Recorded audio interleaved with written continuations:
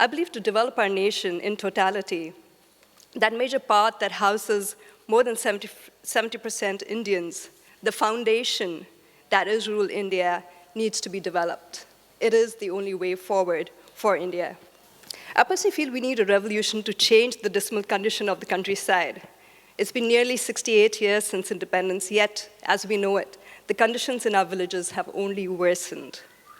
That only goes to prove that the political and the government will is not good enough.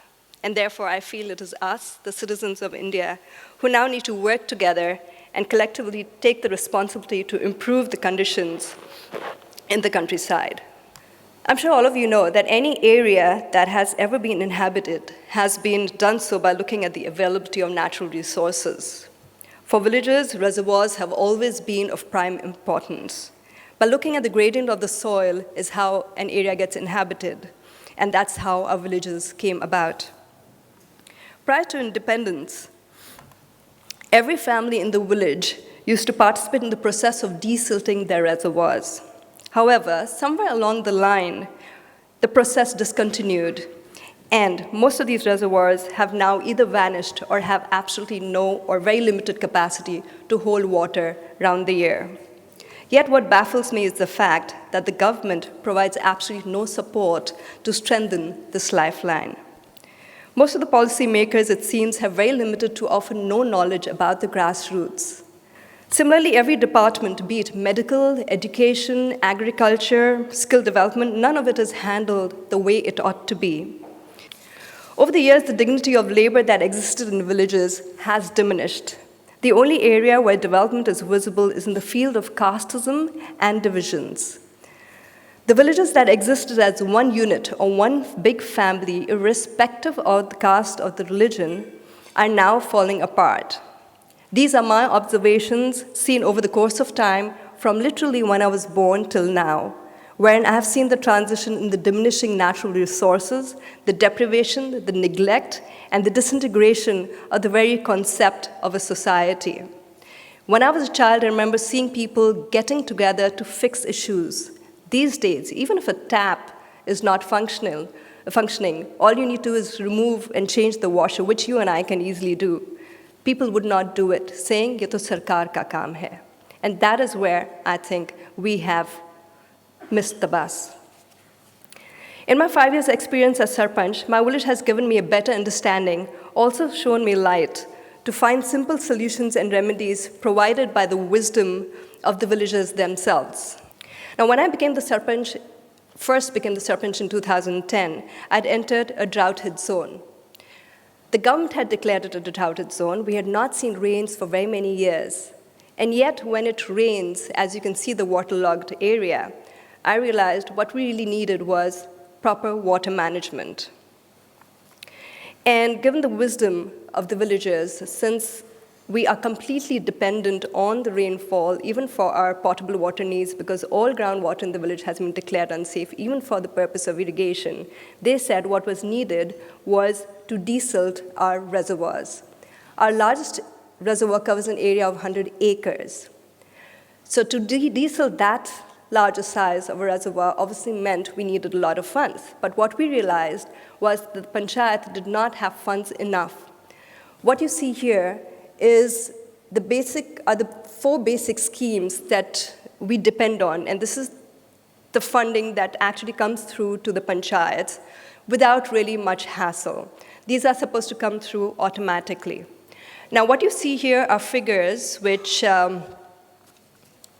unfortunately, you cannot see the untied fund. Untied fund is about 7 lakhs per annum. Now, I'm just taking an average. So if you really look at these, including the untied fund, it's about 26 lakhs per annum. Now, how do you develop a village with 26 lakhs per annum?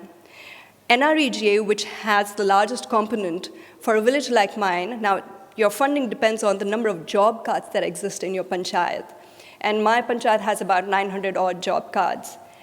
And we are entitled to, from what I've been told, approximately 1 crore per annum under NREGA. But in my 5 years tenure, we realized that these funds, projects under NREGA in my district were just not getting sanctioned. Funds were not being dispersed. So we could not count on NREGA while planning our projects for the panchayat and only depended on these 4 schemes for all development purposes.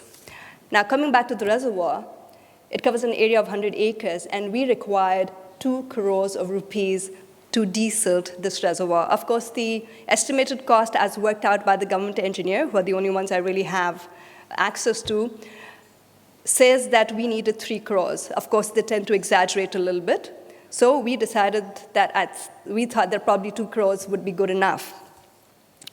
But we only had 26 lakhs. Now again, 26 lakhs, but we cannot use them as per our discretion. We are bound by the guidelines of the schemes which prohibit usage of those funds for certain areas. And on top of that, as I shared, the funds had not reached our panchayat account.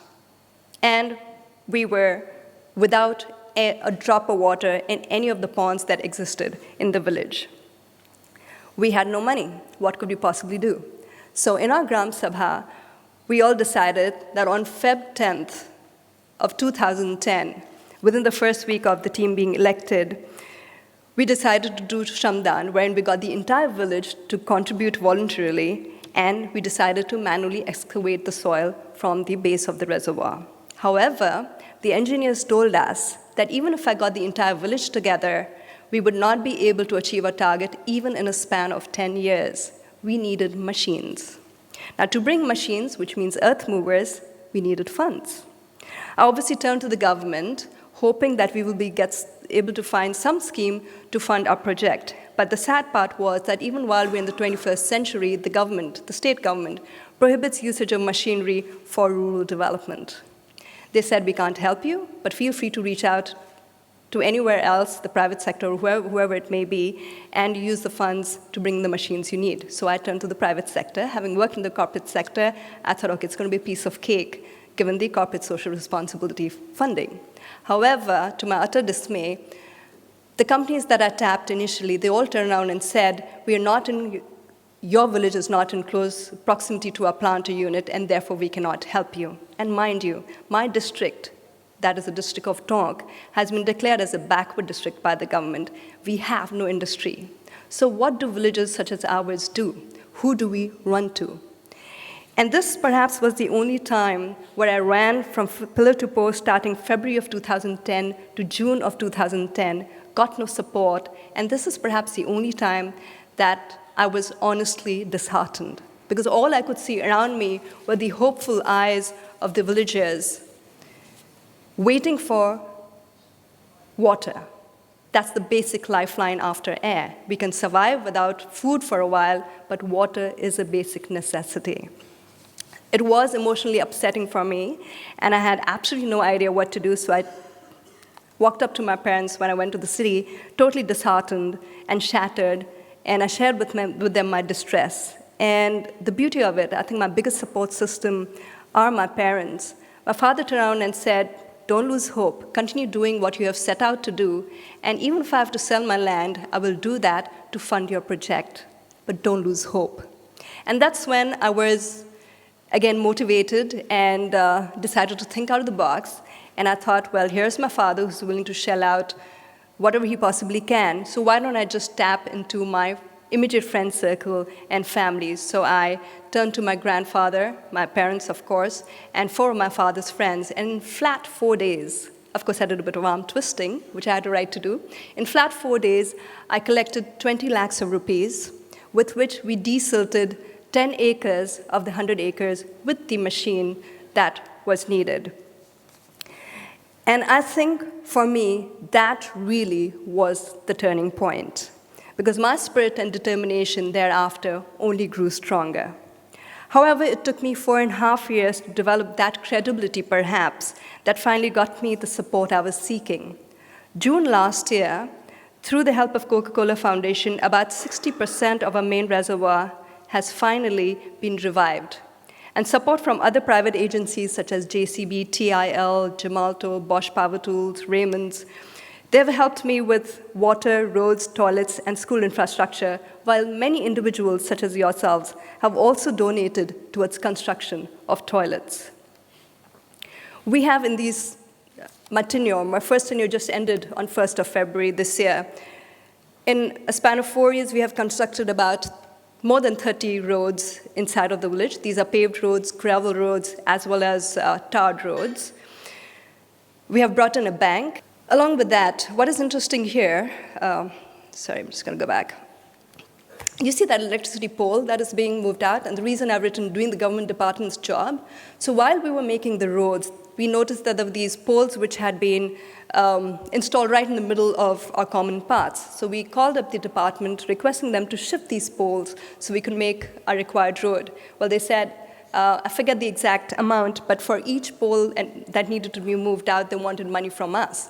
And they knew that the panchayat doesn't really have funds. So what we did, and this is the beauty of getting the entire community together, was that the villagers themselves got together. We got one of the guys to get the tractor, pulled the pole, people dug the pit, and as you can see here, these are the villagers who, without taking any money, collectively put the efforts together to shift those poles, and that is how we were able to get our roads made without spending a single rupee. So we've done all of this. We have 900 houses, out of which we've constructed 800 toilets, as I said, essentially purely from donations, and this happened even before the Swachh Bharat Abhiyan began. We have, my biggest team actually is the youth and women, and especially the youth, because the mobilization that we do in the village is done by the kids and the youth of the village. And what was really fantastic was the first time that I got the cleanliness drive started in the village, I asked the kids, you know what, I leave it to you. You decide how often you'd want to do it, the beauty of it. I thought they'd probably say we'd like to do it once a month, but they said we'd like to do it every week. So they pick up an area of their own choice in the village, and every Sunday they get together to clean that area. And again, this is purely a voluntary service. In addition to the construction of toilets, so the entire mobilization process. And again, my idea has been to basically get into a bottom-up approach. So getting the villagers to be the main stakeholders. They need to understand what projects are coming in, how it's going to roll out, so that they also feel a sense of ownership, because I think only with that can the project really be sustainable. And the beauty is that we have been able to do all of that. The photograph of the lady with the fractured arm, this is just to share with you the fact that, given the fact that we're in Rajasthan, so we have long hours of sunlight, women seek the shelter of darkness to ease themselves. And as a result, this lady, for example, fell into a ditch one night and fractured her arm. Now, these are stories you don't really get to hear. But apart from this, what is also really sad is, and this is what the women shared with me, which they normally wouldn't share with an outsider, is the fact that for almost as long as 12 to 14 hours, they do not go to a loo. And the consequences that has on their health is really, really bad. In addition to which, if they are in the process of easing themselves, relieving themselves, if anyone passes by, irrespective of what stage they are at, they have to get up instantly. And I leave it to you to imagine what that must feel like. I think the basic dignity that we, all individuals, should have, should be given to us, and there should be support for it. The sad part was, till the Swachh Bharat Abhiyan did not begin receiving those funds, because even the previous government had a focus on total sanitation, but the funds were not being dispersed because the government officials at the grassroots could not figure out the guidelines. So while the funds existed, they came to the district headquarters, but they would not get dispersed to reach out to the villagers who really needed them. The other places, sectors where we are really looking at working on, but have not received support, is agriculture, animal husbandry, skill development. We have formed 70 self-help groups. Where we are struggling is finding trainers to come into the village to teach them skills so that they have a regular source of income. Right now, because our agriculture is rain-fed, they only start tilling their land end of July and go until April. But the remaining months, the village has absolutely, absolutely nothing to do. So while I have received recognition and many awards and been invited by the likes of the United Nations, none of it, unfortunately, translated into anything meaningful for the village. And I still continue to face same challenges appearing in different shades. What you see here is an assault that recently landed me in the hospital bruised. And our unofficial civil engineer, which is my father, who helps me at construction sites because I know nothing about construction, he was down with a head injury. We were overseeing the construction of a public building meant to assist villagers in earning daily wages through the National Rural Employment Guarantee Act. Now, as many of you would know, it was a central government project, not demanded by our panchayat, but was required to be executed by us. The attack was premeditated and had the support of local officials, police, medical officers, and sadly, even the local judiciary. All they wanted was to somehow stop the construction of the building. Now, if you were to ask me why, I feel it was because in 2010, had they not stalled the project, ours would have been the first building to have been constructed in all of Rajasthan, which meant I would have gotten media attention, which meant I would come to the limelight. Perhaps one or the other political party could then have thought of giving me a ticket, and that was the biggest issue. The system that is supposed to assist the development work has only tried to break me in these 5 years. Every step I take forward, it has done its best to push me back 10 to 20 steps. While it is my personal story, but it is symbolic of all that goes wrong in the countryside. I kept at it, patiently waited it out, and after 4 years of seeing the officials manipulate records, and please do pay heed to the center picture, these are the land records that the officials resort to whenever they have to come up with any findings. With the change of the government, there was a little reshuffling of the bureaucracy, and I was persistent, worked on it again and again, and finally, courtesy that, after 4 years, our building is now finally complete. So in spite of all these risks and these assaults and the challenges that I face, you might want to ask, what is it that keeps me going? Why am I doing what I'm doing? Yes, it is a struggle, but I believe it is worth it because of the impact it can have, not just in my village, but in villages across India. I believe in the bottom-up approach in making the villagers key stakeholders in the process of development. By becoming a sarpanch, I'm trying to play the role of a facilitator, bridge the gap between the village and the government, as well as the private sector and the villagers, in the hope of creating a model village so that the development work done in my village can then be replicated and even scaled up to other villages across rural India. I have an elected team, as you saw, of 11 members in my panchayat who I work with. But the honorarium, does anyone want to guess how much of an honorarium an elected representative gets in a panchayat? Any guesses? Ladies, gentlemen? Oh, wow, I wish. That's a clue. 2 more guesses. Sorry? What was that at the back? The 2,000 was already said. 100, a little closer, yes.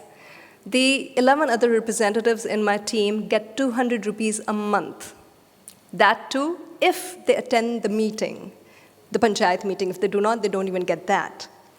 I, as a sarpanch, receive an honorarium of 3,500 rupees a month, which, by the way, was increased prior to the elections. Before that, it was 3,000 rupees a month. Now, this varies state to state. Maharashtra, which I visited, I know for a fact a sarpanch would only get 500 rupees as an honorarium per month. I did not even have the heart to ask what the panch members receive. While many believe that the system cannot change, I disagree. Things don't happen. We make them happen. What is needed for development is for us to think out of the box, use technology to bridge the gap, and bypass the biggest hindrance of all, discrimination. Discrimination on basis of caste, religion, and economic status. What in spite of the absence keeps me going, you might want to ask, well, it is children like Maya who I believe have right to a better future, one of respect and dignity, and one that will allow for them to just be children first. And with that, I end my presentation, and if you have any questions, please feel free to ask.